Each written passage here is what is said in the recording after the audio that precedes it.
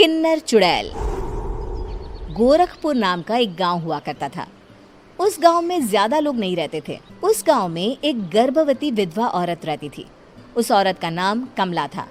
कमला अपने घर में अकेली रहती थी।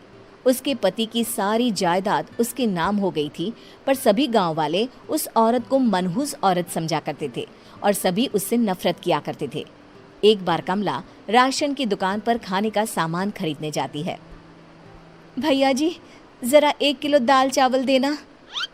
अरे हाय हाय हाय हाय हाय हाय! अरे मनहूस औरत, मेरी दुकान में अपशुगन करवाने आ गई क्या? हैं? चल जा यहाँ से। मैं कुछ नहीं देने वाला हूँ तुझे। भाग भाग यहाँ से, चल जा, निकल। भैया जी, ऐसा मत कहिए। मैं गर्भवती हूँ, मुझे खाने की बहुत जरूरत है। मुझे खाना दे दीजिए। दुकानदार कमला को वहां से धक्के मारकर भगा देता है। तभी कमला रोते रोते उस गांव के किन्नरों के इलाके में आ जाती है। गांव वाले किन्नरों को उसी इलाके में रखा करते थे, क्योंकि वो लोग किन्नरों को पसंद नहीं करते थे और उनके इलाके में रहने से मना करते थे। तो किन्नरों ने उसी गांव में अपना एक इलाका बना लिया था। जब किन्नर लोग देखते हैं कि एक गर्भवती महिला रोते रोते उनके इलाके में आ गई है, तो सारे किन्नर कमला के पास जाकर उसका हाल पूछने लगते हैं। क्या हुआ बहन, तुम्हारी गर्भवती अवस्था में इतनी बुरी हालत कैसे है? तुम रो क्यों रही हो? तुम डरो मत, हम तुम्हें कोई नुकसान नहीं पहुंचाएंगे। तुम शांत होकर सब बताओ कि हुआ क्या है। मैं कमला हूँ। मैं गांव के दूसरे इलाके से आई हूँ। 2 महीने पहले ही मेरे पति की मौत हुई है। मुझे गांव के लोग मनहूस मानते हैं, क्योंकि मैं विधवा हूँ और गर्भवती भी।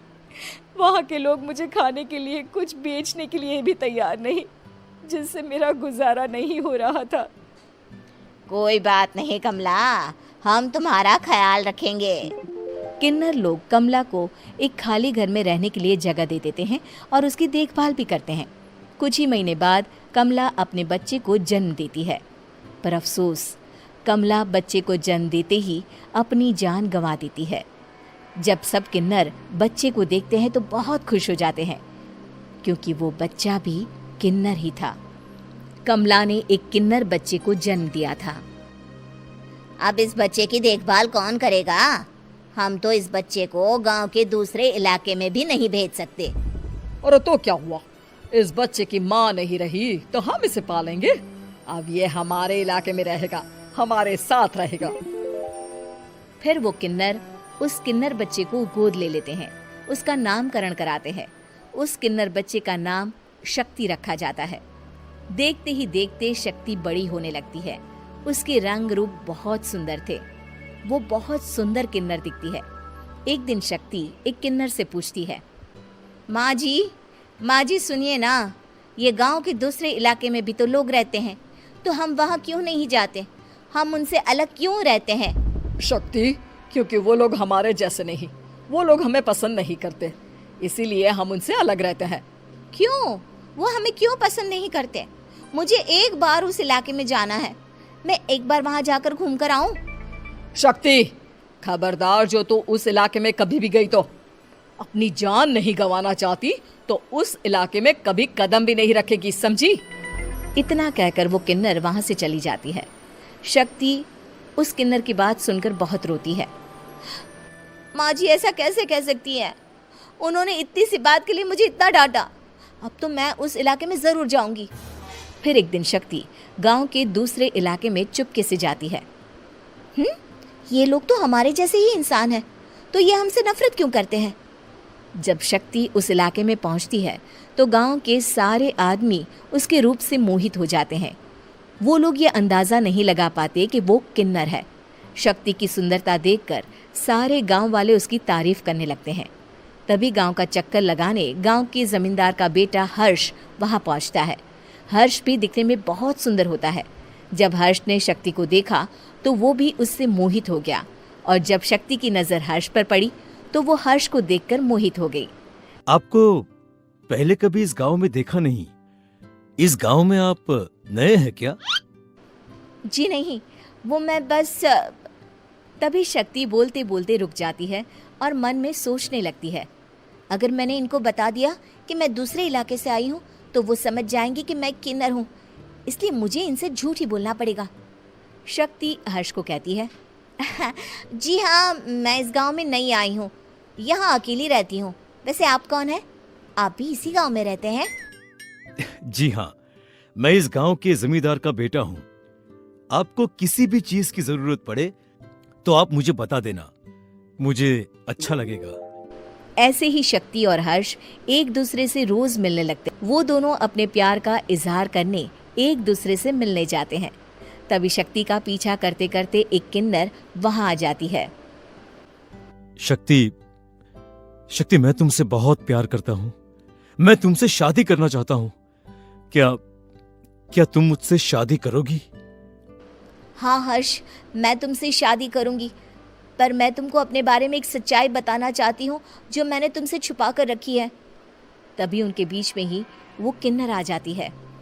शक्ति, तेरी हिम्मत कैसे हुई ऐसा करने की? वो किन्नर शक्ति को खींचकर गांव के जमींदार के पास ले जाती है। हर्ष भी वहां शक्ति को बचाने के लिए पहुंच जाता है। जमींदार शक्ति और हर्ष के प्यार के बारे में सुनकर गुस्से में आ जाता है और शक्ति को गांव के बाहर निकालने की सजा देता है। शक्ति ये बात सहन नहीं कर पाती और कुएं में कूदकर अपनी जान दे देती है। जमींदार हर्ष की शादी गांव की एक लड़की से करवा देता है, पर हर्ष इस शादी से खुश नहीं होता। शक्ति अपना बदला लेने के लिए मरने के बाद किन्नर चुड़ैल बन जाती है। अब मैं इन गाँव वालों को नहीं छोड़ूंगी, अब इनसे मैं अपने प्यार का बदला लूंगी। किन्नर चुड़ैल गांव वालों को परेशान करना शुरू कर देती है। एक बार वो रात को गांव के खेतों में पहुंच जाती है और वहां आग लगा देती है। सारी फसल जल के राख हो जाती है। जब एक आदमी रात को उठकर देखता है कि खेत में आग लग गई है तो वो वहां पहुंच जाता है। वो देखता है कि खेतों के बीचों बीच एक किन्नर चुड़ैल खड़ी है और वहां खड़े होकर ताली बजा रही है। गांव वाला किन्नर चुड़ैल को देखकर बेहोश हो जाता है।